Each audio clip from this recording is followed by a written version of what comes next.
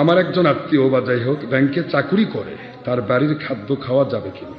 আরে ব্যাংকে চাকরি করে মানে কি তার সবই হারাম নাকি? এগুলা চিন্তা করেন কেন? একটা মানুষের জীবনে হালালও আছে, হারামও আছে। আপনি যাবেন, আপনাকে মেহমানদারি করানো হবে, আপনি অবশ্যই আল্লাহ পাক কুদরত থেকে আপনাকে হালাল রুজি দিয়েই খাওয়াবে। আর মেহমানদারি করা, মেজবানদারি করা সুন্নতের অন্তর্ভুক্ত। এখানে কোনো রকমের দ্বিমত করবেন না।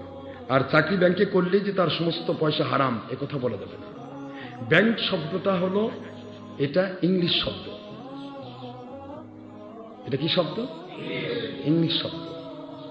আর এই ব্যাংকের আরবিতে আসে আমানতখানা। এই আমানতখানাতে আপনার টাকা দেশবাসী রাখে। এর ব্যাখ্যাটা উলটপালট হয়ে আছে, যার কারণেই সমস্যা। লেখা হয় সুদ, লেখা হয় চুক্তি করে, করে, এই যে নির্দিষ্ট করে, এই কারণে এটা সমস্যা হয়ে আছে।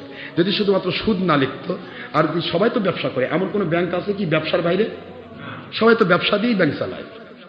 এখানে কিছু সিস্টেম আছে, যে সিস্টেমটা না মানার কারণে সুদী ব্যাংক হয়ে গেছে। কথা কি বুঝতে পেরেছেন? সিস্টেম মানলেই সব করে ইসলামী ব্যাংক হয়ে যাবে। সিস্টেম মানতে হবে। এখন এটা আসবে যখন আল্লাহর কোরআন সুন্নাহর খেলাফত কায়েম হবে, তখন প্রত্যেকটা ব্যাংক ব্যাংকই থাকবে, কিন্তু সিস্টেমটা সুন্নাহর ভিত্তিতে পাল্টে দেওয়া হবে। যেরকম সুবহানাল্লাহ। কিন্তু এই যে ব্যাংকে যাচ্ছেন, একটা মানুষ দিন রাত থাকতেছে। আমি তো মনে করি ব্যাংকের কর্মচারীরা যত পরিশ্রম করে, এত পরিশ্রম মনে হয় অন্য কোনো চাকরিতে নাই। যেদিনের হিসাব সেদিন বুঝে দেওয়া যাবে। তো ওই লোকটার পরিশ্রমের টাকাটা হালাল না হারাম?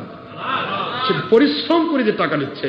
আমি আপনার কাছে চাকরি করেছি, আপনার কাছে শ্রম দিয়েছি, আপনি কোত্থেকে দিবেন ওটা আপনার ব্যাপার। আমার দায়িত্ব, এটা হক, আমি নেব।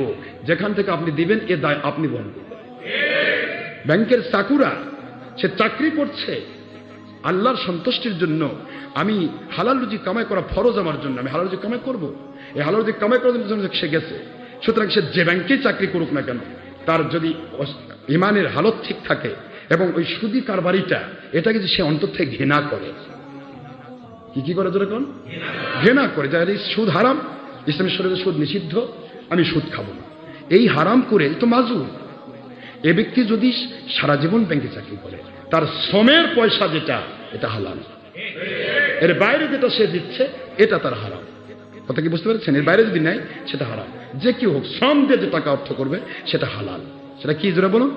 হালাল। তবে একটা কথা, যদি ভালো কোনো চাকরি পাওয়া যায়, তাহলে সুদী ব্যাংকে চাকরি বাদ দিয়ে ভালো চাকরি নেওয়ার চেষ্টা করতে হবে। এটা তার প্রচেষ্টা। এটা কি জোরে বলুন?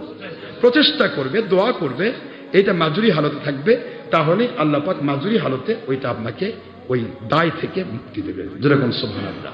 কিন্তু হারাম আপনি কখনোই আমরা বলিনি, ইসলামের শরীয়ত বলেনি একটা মানুষ চাকরি করে তাকে ফেলে দিয়ে আসতে বলা হয়েছে। কারণ ফেলে দিবে একটা হারাম, বাড়িতে সে বউ একদিকে যাবে, ছোট একদিকে যাবে, এটা হবে সেটা হবে, হাজার হারাম যোগ হয়ে যাবে, বিপদে পড়বে। আপনাকে ইসলাম বিপদে ফেলাতে চায় না। এই জন্য আপনি পরিশ্রম করবেন, অর্থ উপার্জন করবেন, তবে নিজের আইকিউ দিয়ে চিন্তা করবেন যে আমি কোনো গুনাহ করছি কিনা, গুনার দিকে খেয়াল রাখবেন।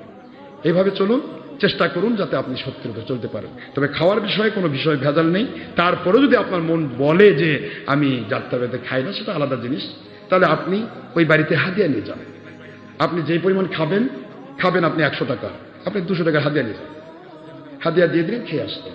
আল্লাহর কুদরত আপনার হাদিয়ার থেকে ওটা মেনটেন করবে। যদি ভেজাল থাকে, মনে হয় ভেজাল, হাদিয়া নিয়ে যাবেন। হাদিয়া না তো সুন্নত। কি কথা ঠিক না? ঠিক। আপনারটা তো হালাল নাকি? আপনারটা তো হালাল না, আপনি হাদিয়া নিয়ে গেছেন, ওটার মধ্যে দিয়ে পার হয়ে যান। মহান আল্লাহ বোঝার তৌফিক দিন।